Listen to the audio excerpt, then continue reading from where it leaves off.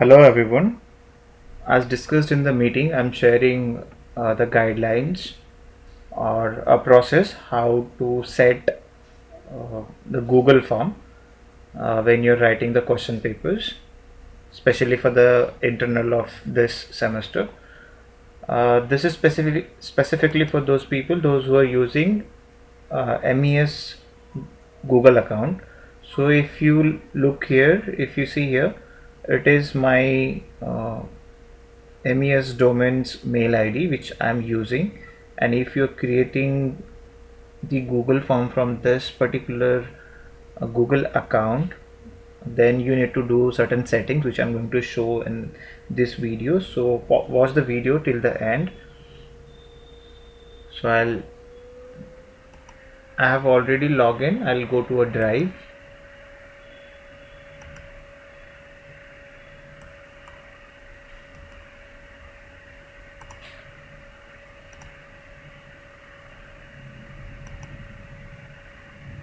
Once you come to a drive, from here you will come to more option. Here you will get Google form.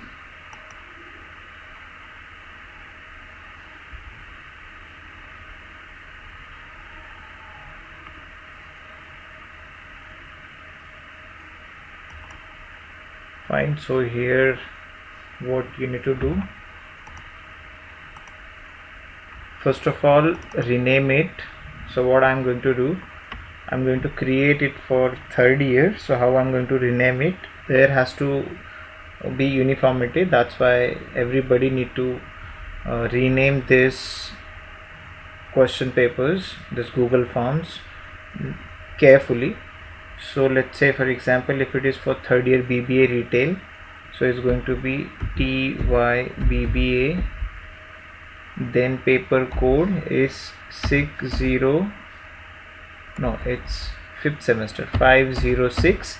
It's marketing, that's why it's B, right? And then give the space and mention the name of the subject. It's retail management.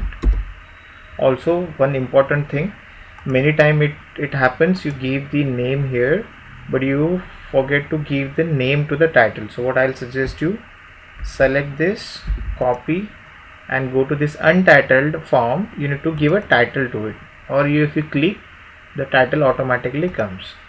This is step number 1 of giving a proper name. So what you're supposed to do, you need to give the class, so we'll be able to know that this particular question paper is of third year. Then the code, then space, and then the name of the subject. Fine. So here you need to write in the description, you need to write class is for TYBBA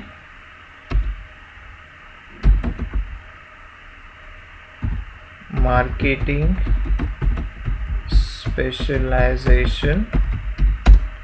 I'll request everyone to use the full form because many time it happens we give short names, like if it is DS, so it is data system, or like it may create some kind of miscommunication or misunderstanding. So I'll request everyone to give the full name to the subjects. Then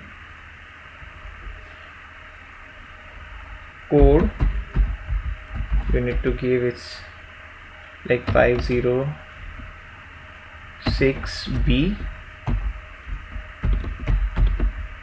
Then here you need to mention marks. How many marks? It's for 10 marks.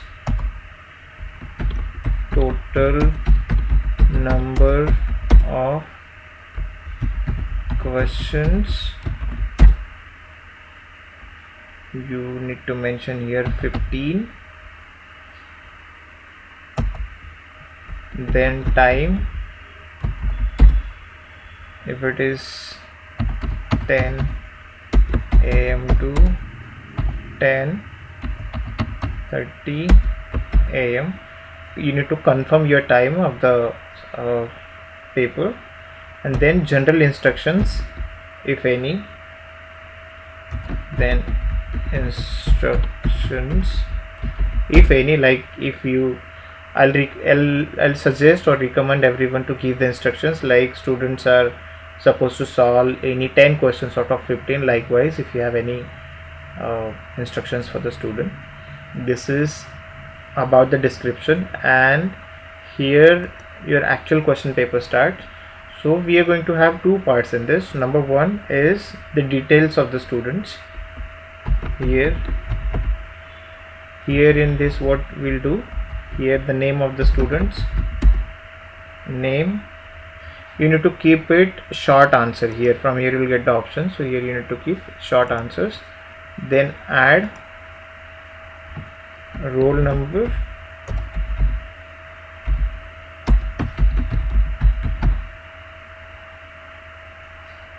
and here if it is for second year, then what you need to do here, you need to give divisions and keep it close ended. So division A or division B, so student will select it accordingly, so you'll be able to bifurcate, fine. So these three things we need: name of the student, roll number, division. And from here I'll recommend everyone to break it and add the section. So section 2 will be the questions. So from here you can have question number 1, likewise. So from here your actual question paper starts. Here you can name,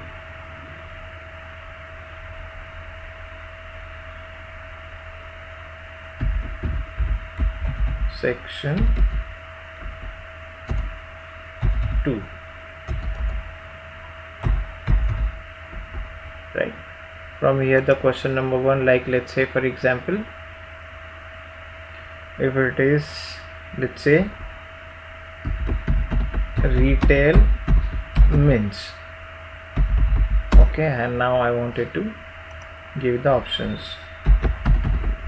breaking the bulk, assortments,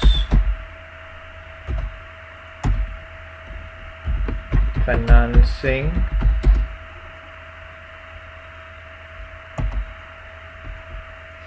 or selling, right?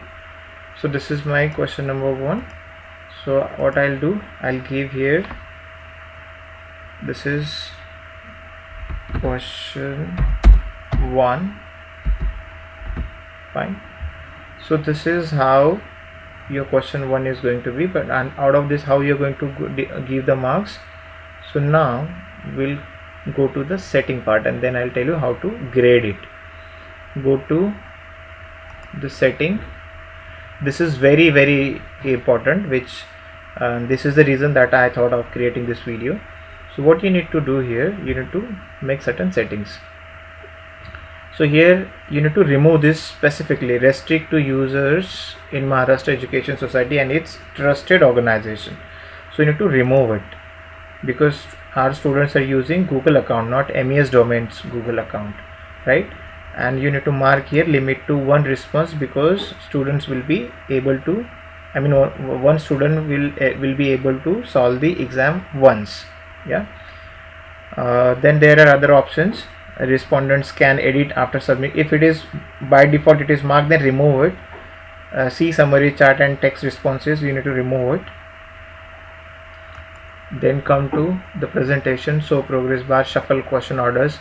So here you can use this option, shuffle question order, but the only thing is that if you have given the question numbers, like in the previous one which I had shown, question number 1 retail means, and if question number 2 if something likewise, then the questions order will get shuffled. And if you want questions to be shuffled, then I'll not recommend you to give the question numbers. Yeah, so you can make it if you are comfortable with. Then this is the most important, which I wanted to thought of, make this a quiz. You need to make it as a quiz, right? So immediately after the submission, no, we don't want student to see the marks immediately. You need to mark to the second option, that is later after the manual review. right, and then save. Fine. So now I wanted to give a grade. So here you will be able to see the answer keys. So you need to give the answer key. You need to select here. You'll get the option of giving the total points. So here I'm giving it, let's say, one question 1 mark, and I'll need to select the right answer. So retail means breaking the bulk, right? So this is how my question number 1 will get saved. Fine. So if you want this options also to be shuffled, then you need to go to this 3 dots wherein you will get the options, shuffle the option orders, right? So every student will get different options.